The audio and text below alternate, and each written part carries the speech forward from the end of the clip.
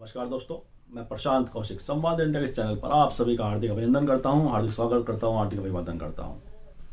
आज हम बात करेंगे डॉक्टर भीमराव साहब अम्बेडकर के संदर्भ में। प्रतिवर्ष 14 अप्रैल को देश विदेश में उन्हें मानने वाले उनके अनुयायी अम्बेडकर जयंती के रूप में एक उत्सव की तरह उसे मनाते हैं। डॉक्टर साहब का जीवन संघर्ष की गाथा के रूप में जाना जाता है। संघर्षों से कैसे पार पाया जाता है, संसाधनों के अभाव के बावजूद लक्ष्यों को कैसे प्राप्त कराया जाता है, इसका उदाहरण के तौर पर बाबा साहब भीमराव अम्बेडकर का जीवन है।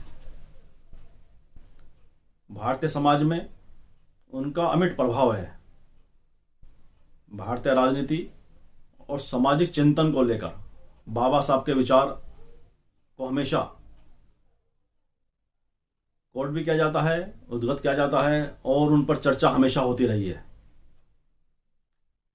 बाबा साहब अम्बेडकर के जीवन दर्शन और उनके किए गए कार्य हमेशा भारत की राजनीति और भारतीय समाज को बहुत अच्छी तरह से प्रभावित करते हुए आ रहे हैं। एक बहुत बड़ा वर्ग है जो बाबा साहब के प्रति बहुत ही अगाध श्रद्धा रखता है और उन्हें भगवान की तरह वह पूछता है। बाबा साहब अम्बेडकर के विचारों और उनके दर्शन को लेकर हमने कुछ लोगों से बातचीत की कि क्यों इस तरह से बाबा साहब के अम्बेडकर के जी के विचार आज भी उतने प्रासंगिक हैं जितना उनके जीवन काल के दौरान थे। तो ऐसे दो अम्बेडकरवादी व्यक्तियों से हमने उनके विचार जाने। एक है सीताराम खोड़वाल जी, जो सूचना विभाग में एक उच्च अधिकारी के तौर पर कार्यरत थे और अब सेवानिवृत्त हो चुके हैं। लगभग 86-87 साल की उनकी उम्र है। और एक साहित्यकार हैं डॉक्टर रामगोपाल भारतीय, जो भी अब सेवानिवृत्त हो चुके हैं। तो ऐसे लोगों से हमने उनके विचार जानने की कोशिश करी और समझने का प्रयास किया कि डॉक्टर अम्बेडकर जी के विचार आज भी क्यों प्रासंगिक हैं, वो उनके बारे में क्या सोचते हैं, उनका क्या मानना है। तो जानते हैं उन्होंने अपने शब्दों के माध्यम से डॉक्टर साहब के जीवन को किस तरह से आपके सामने प्रस्तुत किया है। उन विचारों को हम आपके सामने प्रस्तुत कर रहे हैं। आइए सबसे पहले जानते हैं सीताराम खोड़वाल जी से डॉक्टर अंबेडकर जी के संदर्भ में उनके विचार। सीताराम खोड़वाल जी। डॉक्टर अंबेडकर की जयंती पर उर्दू का एक शेर बड़ा सार्थक और सामयिक लगता है, उसको बताना मैं आवश्यक समझता हूँ। कहते हैं, हजारों साल नरगिस अपनी बेनूरी पे रोती है, बड़ी मुश्किल से होता है चमन में ही दमन है। एक समाज था, एक पीड़ित, शोषित, प्रताड़ित समाज था, जो हजारों साल से दुखों के पहाड़ से दबा हुआ था। उसकी खबर लेने वाला, उसकी सुध लेने वाला अगर कोई वास्तविक नेता हुआ तो वो डॉक्टर भीमराव अम्बेडकर थे।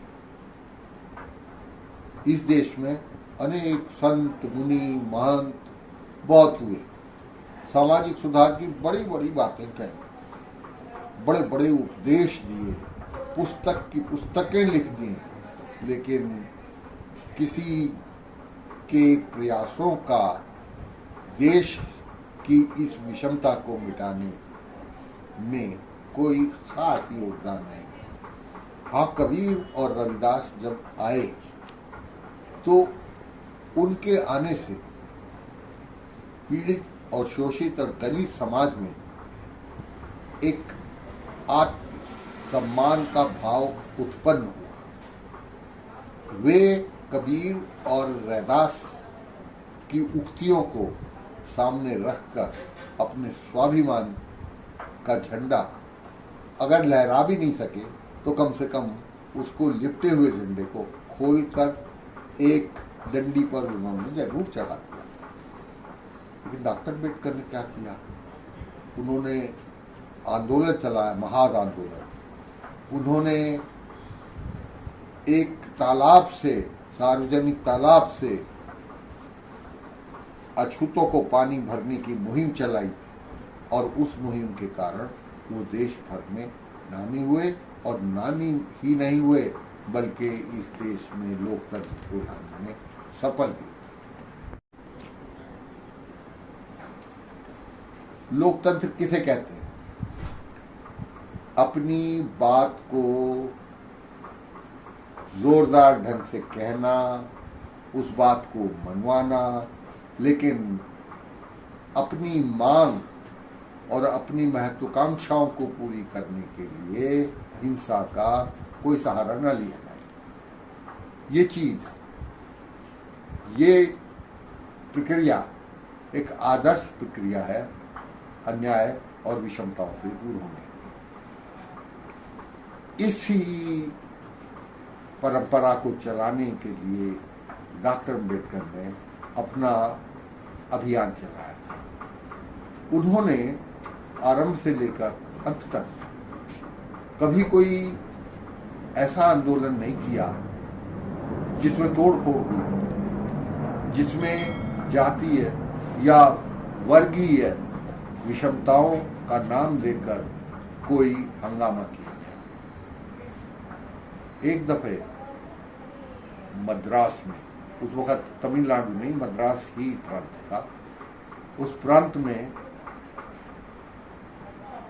द्रविड़ों के आंदोलन से डॉक्टर अम्बेडकर का सीधा कोई रिश्ता नहीं था, लेकिन नायकर साहब का जो द्रविड़ आंदोलन चल रहा था उसने हिंदुओं के आदर्श माने जाने वाले, ईश्वर माने जाने वाले, भगवान माने जाने वाले राम का अपमान करते हुए कई प्रदर्शन किए, कई जुलूस निकाले और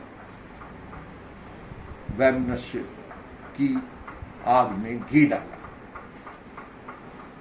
बहुत ही सोचने और समझने की बात है कि डॉक्टर अम्बेडकर स्वयं पीड़ित और प्रताड़ित समाज से संबंधित थे।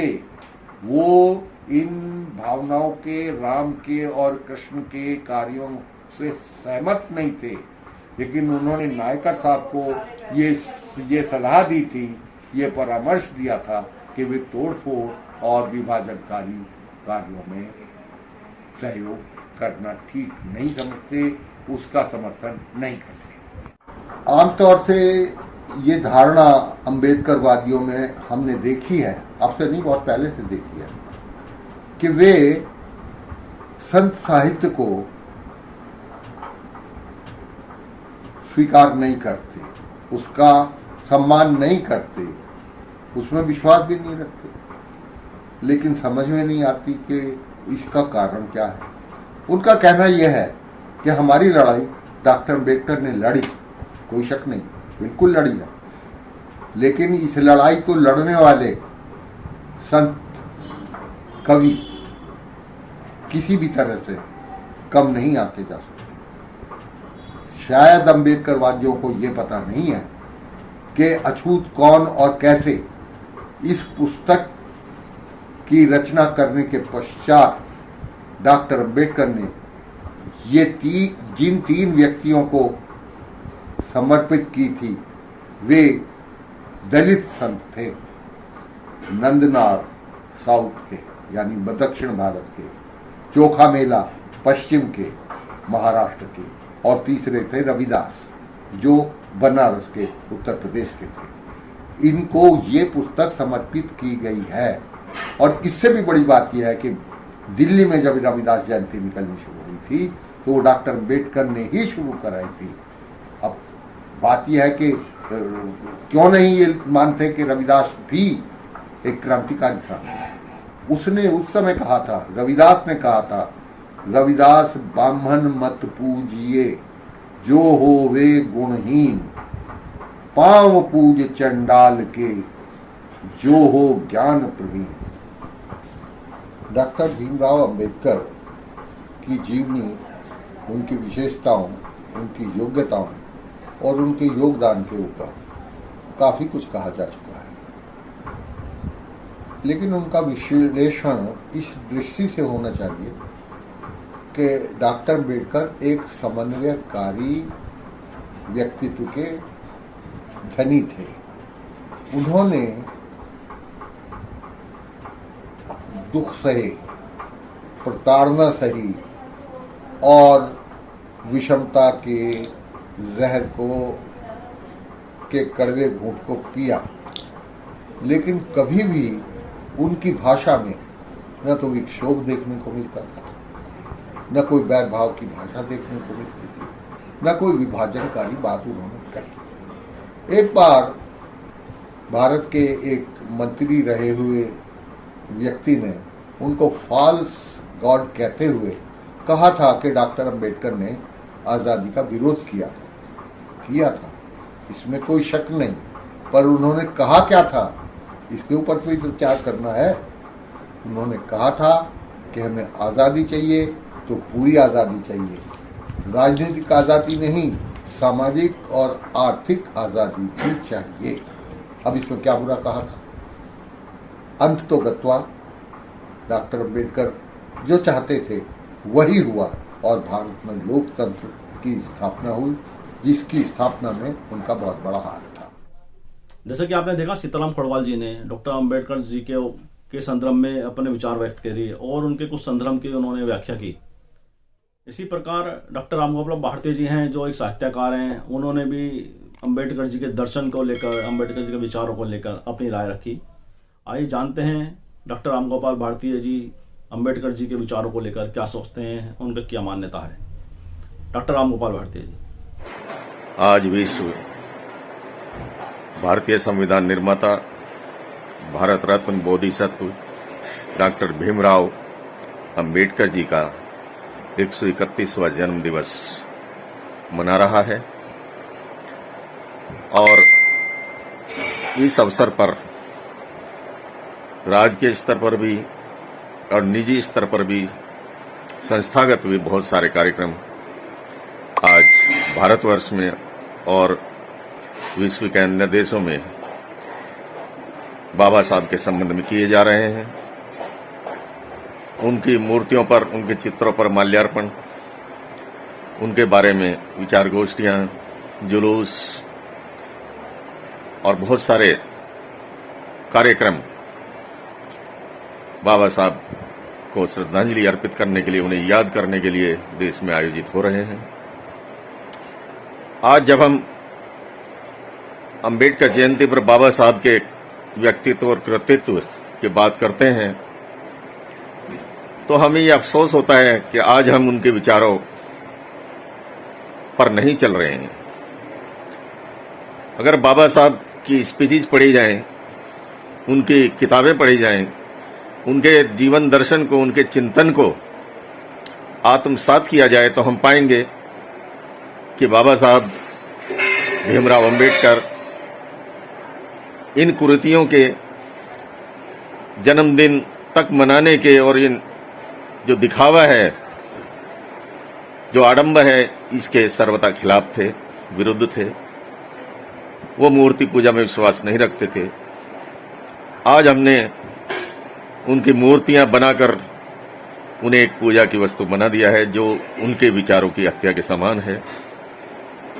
हम उनके विचारों पर चलने के बजाय